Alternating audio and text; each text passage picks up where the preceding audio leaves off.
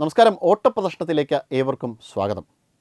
അമേരിക്കയും ഇന്ത്യയും നല്ല സുഹൃത്തുക്കളാണെങ്കിലും ഇടയിലെങ്കിലും ചില അസ്വാരസ്യങ്ങൾ ഉണ്ടാകാറുണ്ട്. ട്രംപ് വന്നതിന് ശേഷം, അതായത് ട്രംപിൻ്റെ രണ്ടാം ടേമോട് കൂടിയാണ് ഈ അസ്വാരസ്യങ്ങൾ പെരുകിയത് എന്ന് ഒന്ന് ചിന്തിച്ചാൽ തന്നെ നമുക്ക് മനസ്സിലാകും. അത് H-1B വിസയുടെ കാര്യത്തിലായാലും താരിഫ് ഏർപ്പെടുത്തുന്ന കാര്യത്തിലായാലും ഒക്കെ ട്രംപിൻ്റെ ചില കടുംപിടുത്തങ്ങളാണ് ഇന്ത്യയും അമേരിക്കയും തമ്മിലുള്ള അസ്വാരസ്യങ്ങൾക്കും പിണക്കങ്ങൾക്കും കാരണമായിട്ടുള്ളത്. ഇതിന് എന്താണ് കാരണമെന്ന് ആലോചിച്ചാൽ മനസ്സിലാകും. അത് അസീം മുനീറുമായിട്ടുള്ള ചില ബന്ധത്തിൻ്റെ അടിസ്ഥാനത്തിലാണ്, അസീം മുനീറുമായിട്ടുള്ള കച്ചവട താത്പര്യങ്ങളുടെ അടിസ്ഥാനത്തിലാണ് ട്രംപ് ഇത്തരത്തിൽ ഇന്ത്യയോട് ചൊറിഞ്ഞത്, ഇന്ത്യയോട് എതിർത്തത് എന്നാണ് നമുക്ക് ചില വിവരങ്ങളിലൂടെ മനസ്സിലാക്കാൻ കഴിയുന്നത്.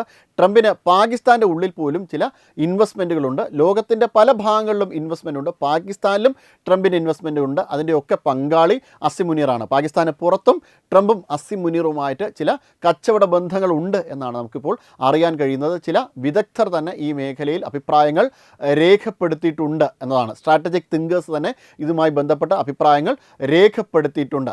ഒന്ന് ഇരുത്തി ചിന്തിച്ചാൽ നമുക്ക് മനസ്സിലാകും എങ്ങനെയാണ് ഈ കച്ചവട ബന്ധങ്ങളുടെയൊക്കെ ഒരു പോക്കെന്ന്. അതായത് ഹമാസുമായിട്ടുള്ള ഇസ്രായേലിൻ്റെ യുദ്ധം, പാലസ്തീനിലെ സമാധാനമായി ബന്ധപ്പെട്ട പീസ് ബോർഡിൽ പാകിസ്ഥാനെ ഉൾപ്പെടുത്തുവാൻ വേണ്ടിയിട്ട് ആരാണ് ഏറ്റവും അധികം താല്പര്യമെടുത്തത്?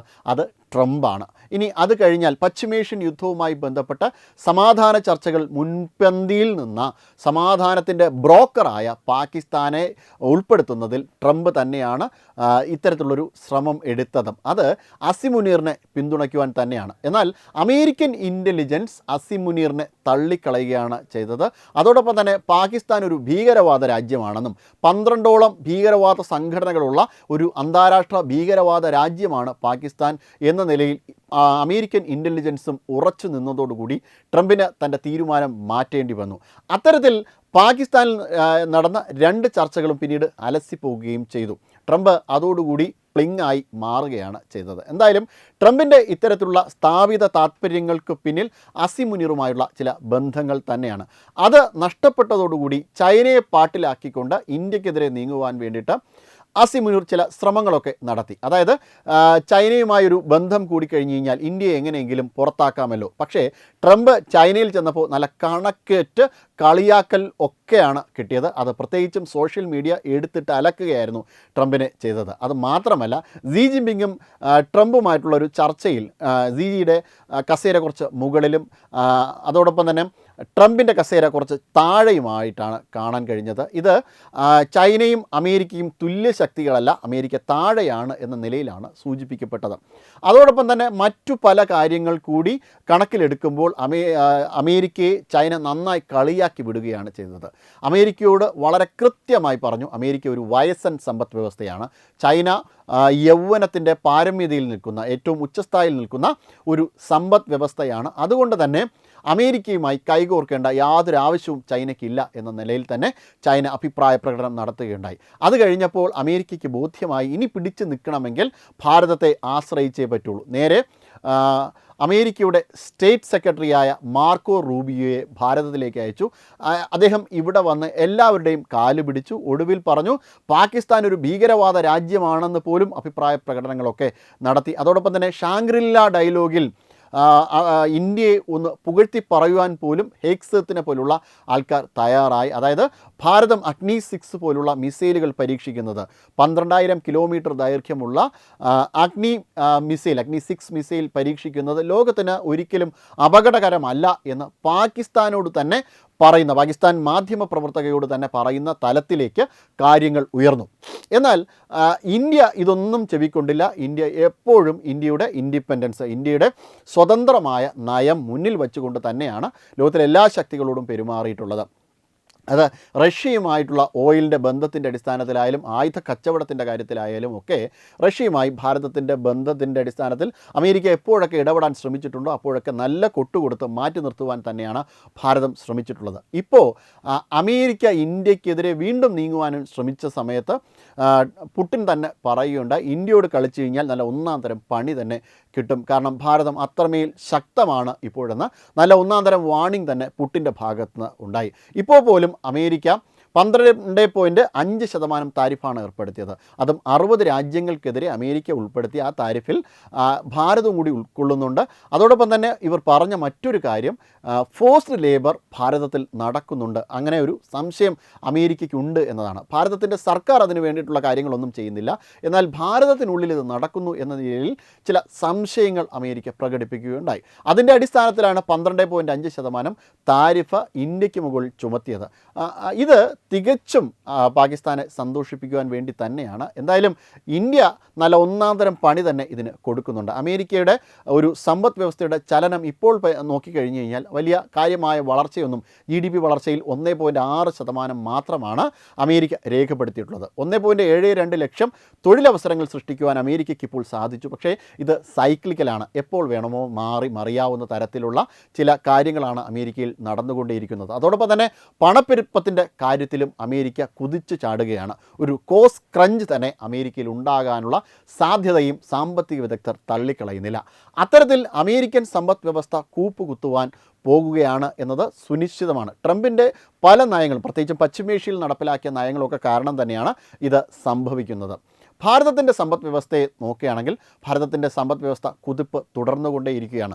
ഒരുപക്ഷെ ഭാരതം സങ്കല്പിച്ചതിനേക്കാൾ വളരെ നല്ല രീതിയിൽ തന്നെയാണ് ഭാരതത്തിൻ്റെ വളർച്ച രേഖപ്പെടുത്തിയിട്ടുള്ളത്. 2026 7.7% വളർച്ചയാണ്, GDP വളർച്ചയാണ് ഭാരതം രേഖപ്പെടുത്തിയിട്ടുള്ളത്.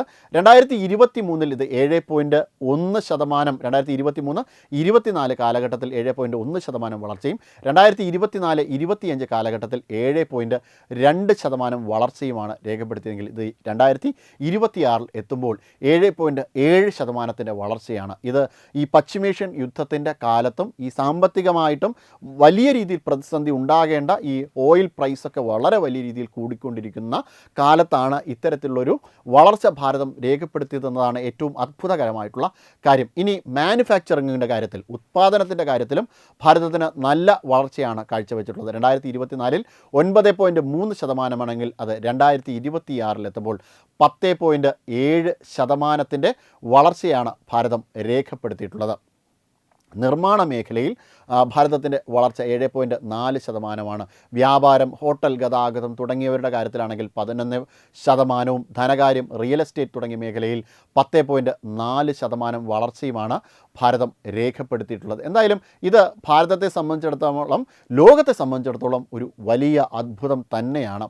ഇനി സബ്സിഡിയും നികുതിയുടെയും ഒഴിവാക്കി നിന്നുകൊണ്ട് ഒരു വാല്യൂ ആഡഡിൻ്റെ അടിസ്ഥാനത്തിലെടുത്താൽ, അത് ഉത്പാദനത്തിൻ്റെ അടിസ്ഥാനത്തിൽ എടുത്തു കഴിഞ്ഞാൽ GVA കണക്കാക്കുന്നത് 7.9% വർധനവാണ്. അതായത് ഗ്രോസ് വാല്യൂ ആഡഡ് ഈ വർഷം 7.9% വർധനവാണ് ഭാരതത്തിൽ കാഴ്ചവെച്ചിട്ടുള്ളത്. ഇത് വലിയ രീതിയിൽ ഭാരതത്തിൻ്റെ രാജ്യ താത്പര്യത്തിന് മുതൽക്കൂട്ടായ കാര്യം തന്നെയാണ്. അതോടൊപ്പം തന്നെ അടിസ്ഥാന സൗകര്യ വികസനത്തിൻ്റെ കാര്യത്തിൽ രാജ്യ താത്പര്യത്തിൻ്റെ ഒരു കാര്യത്തിലെടുത്ത് ക്യാപിറ്റൽ ഫോർമേഷൻ്റെ കാര്യത്തിൽ എടുത്തു കഴിഞ്ഞാൽ 13 ക്വാർട്ടേഴ്സിൽ വെച്ച് 10.8% വളർച്ചയാണ് ഭാരതം രേഖപ്പെടുത്തിയിട്ടുള്ളത്. അപ്പോൾ അത്തരത്തിൽ ഭാരതത്തിന് ഇത് വലിയ രീതിയിൽ ഒരു സമ്പത്ത് തന്നെയാണ്. അത് പ്രത്യേകിച്ചും ദീർഘകാല ആസ്തികളുടെ വർധനവിൻ്റെ കാര്യത്തിൽ എടുത്തു കഴിഞ്ഞാൽ ഇത് വലിയ രീതിയിലുള്ള ചാട്ടം തന്നെയാണ് ഭാരതത്തിന് സംഭാവന നൽകുന്നത്. ഭാരതത്തിൻ്റെ വളർച്ചയെ ചൈനയുമായി താരതമ്യപ്പെടുത്തിയാൽ ചൈനയിൽ 5.1% GDP വളർച്ചയാണ് ഇപ്പോൾ കാഴ്ചവെച്ചിട്ടുള്ളത്. ജപ്പാനിൽ ഇത് 2.1%. അമേരിക്കയിലാണെങ്കിൽ ഇത് 1.6%. എന്നാൽ ദക്ഷിണ കൊറിയയിൽ 1.7%, UK-യിൽ 0.6%, ജർമ്മനി 0.3% വളർച്ചയും മാത്രമാണ് രേഖപ്പെടുത്തിയത്. അപ്പോൾ ഇത്തരം ഒരു സാഹചര്യത്തിൽ ഭാരതത്തിനെ കവച്ചു വച്ചുകൊണ്ട് മറ്റൊരു രാജ്യത്തിന് ഭാരതത്തിന് മുകളിലേക്ക് കയറുവാൻ പറ്റാത്ത തലത്തിൽ ഭാരതം ഉയർന്നുകൊണ്ടേയിരിക്കുകയാണ്, ഭാരതം വളർന്നുകൊണ്ടേയിരിക്കുകയാണ്. ഈ ഭാരതത്തിനെതിരെ നിരോധനമോ മറ്റു കാര്യങ്ങളോ ഏർപ്പെടുത്തുവാൻ ശ്രമം നടത്തിയാൽ തീർച്ചയായും ഭാരതത്തിന് തിരിച്ചടിക്കുവാനുള്ള ശക്തി കൂടും. അത് താങ്ങുവാൻ ചില പാശ്ചാത്യ രാജ്യങ്ങൾക്ക് കഴിയില്ല എന്ന് പുടിൻ തന്നെ വ്യക്തമാക്കുകയുണ്ടായി. എന്തായാലും അമേരിക്കയെ സംബന്ധിച്ചിടത്തോളം ഇത് കഷ്ടകാലത്തിൻ്റെ സമയം തന്നെയാണ് എല്ലാ തരത്തിലും. ഇനി അഫ്ഗാനിസ്ഥാൻ, കാത്തു വച്ചിരുന്ന അഫ്ഗാനിസ്ഥാൻ്റെ കാര്യത്തിലാണെങ്കിലും അത് റഷ്യയുമായി ഇപ്പോൾ ബന്ധം പുലർത്തുകയാണ്. അതിന് ഏറ്റവും അധികം മുൻപന്തിയിൽ നിൽക്കുന്നത്, അതിന് വേണ്ടിയിട്ട് ചുക്കാൻ പിടിക്കുന്നതും ഭാരതം തന്നെയാണ്. എന്തായാലും അമേരിക്കയ്ക്ക് വലിയ കഷ്ടകാലം. ഈ അസ്വാരസ്യങ്ങൾ വീണ്ടും വർദ്ധിച്ചാൽ അമേരിക്ക കൂപ്പുകുത്തുക തന്നെ ചെയ്യും. വെബ് ഡെസ്ക് തത്വമൈ ന്യൂസ്.